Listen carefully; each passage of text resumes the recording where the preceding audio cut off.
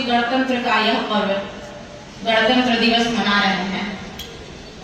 विद्यालय प्रांगण में उपस्थित मुख्य अतिथि के रूप में महाराजा कॉलेज के पूर्व प्रिंसिपल डॉक्टर गांधी जी राय सर, विद्यालय के निदेशक, शिक्षकगण, अभिभावकगण और प्यारे बच्चों, जैसा कि हम सभी जानते हैं कि अनेकों परेशानियों, बलिदानों के बाद हमने यह आजादी पाई। 15 अगस्त 1947 को हमें आजादी मिली।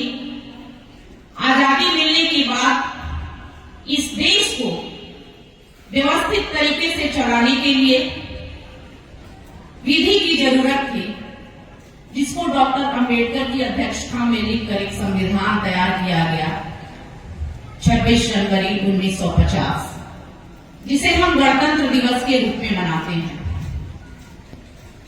यह दो त्योहार हमारा राष्ट्रीय पर्व है, बाकी जो त्योहार हैं वो हमारे सांस्कृतिक और सामाजिक पर्व हैं।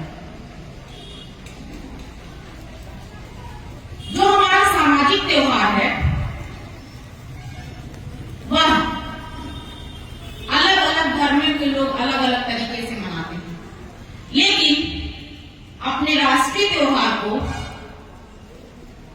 हमारे हिंदुस्तान ही नहीं, विश्व के कोने कोने में फैले हुए सभी भारतवासी बहुत गर्व के साथ मनाते हैं। गर्व इस बात का कि इतने लंबे वर्षों की गुलामी के बाद हमने आजादी पाई और आज हम विकासशील देशों की श्रेणी में खड़े हैं।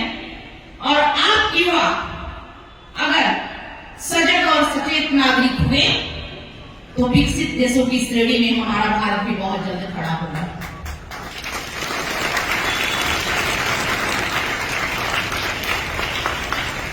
क्योंकि युवा जैसा होता है देश भी वैसा ही होता है, और भारतवर्ष युवाओं का देश है। युवाओं का देश का मतलब यहां युवा वर्ग के लोग ज्यादा हैं। चाइना में बुजुर्गों की संख्या ज्यादा है।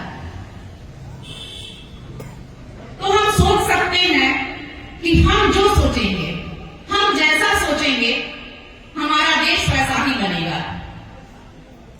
अगर हम अपने समाज और राष्ट्र के प्रति कर्तव्यनिष्ठ होंगे तो हमारा देश भी आगे बढ़ेगा और हम भी आगे बढ़ेंगे। किसी भी देश का नागरिक तभी सुखी होता है जब वह देश समृद्ध होता है और देश की सीमाएं सुरक्षित होती हैं।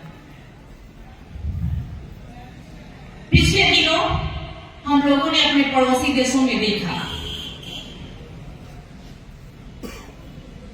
देश की सीमाएं सुरक्षित न होने के कारण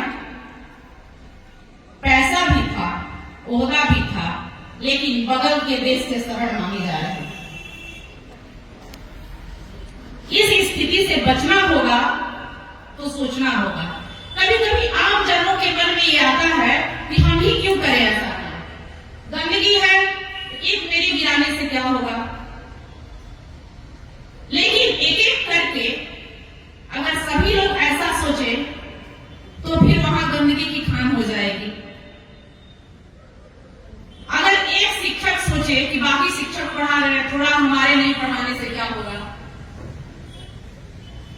कर्तव्यनिष्ठ बनना पड़ेगा और हर एक क्षेत्र के लोगों को बनना पड़ेगा। अगर आप विद्यार्थी हैं तो आपको मन लगाकर पढ़ना होगा। अगर हम शिक्षक हैं तो हमें मन लगाकर पढ़ाना होगा। अगर हम व्यवसायी हैं तो हमें ईमानदारी पूर्वक अपने कार्य को करना होगा। क्योंकि देश पर खड़ी से, बॉर्डर पे खड़ी सेना अगर अपने कार्य करने से विमुख हो जाए और सोचे कि चलो आज की रात सो लेते हैं तो बहुत कुछ बदल जाएगा। और हम अपने स्वतंत्रता और गणतंत्र दिवस को मनाते हैं तो अपने सैनिकों को जरूर याद करते हैं, अपने शहीदों को जरूर याद करते हैं, क्योंकि उन्हीं की बदौलत आप यहाँ खड़े हो और मैं यहाँ खड़े होकर बोल पा रही हूँ।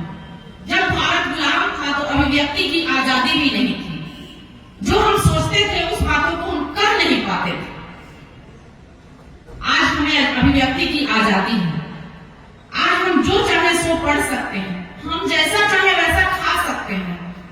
हमारी इच्छा जिस भी स्कूल में पढ़ने की है वहां हम जा सकते हैं। किसी भी तरह की प्रतिबद्धता नहीं है।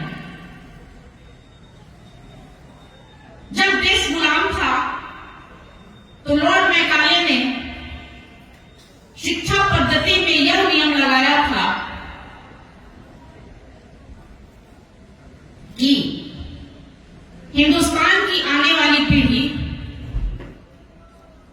शारीरिक रूप से तो भारतीय होगी, लेकिन मानसिक रूप से पाश्चात्य संस्कृति से ओतप्रोत होगी। दुख की बात यह है कि कहीं कहीं ये चीज हमें देखने को भी मिल रही है। लेकिन संभावना एक ऐसा कैंपस है जहां पर हम अपनी सामाजिकता, अपनी सांस्कृतिकता, अपनी भारतीयता को न भूलते हैं, न अपने बच्चों को भूलने देते हैं।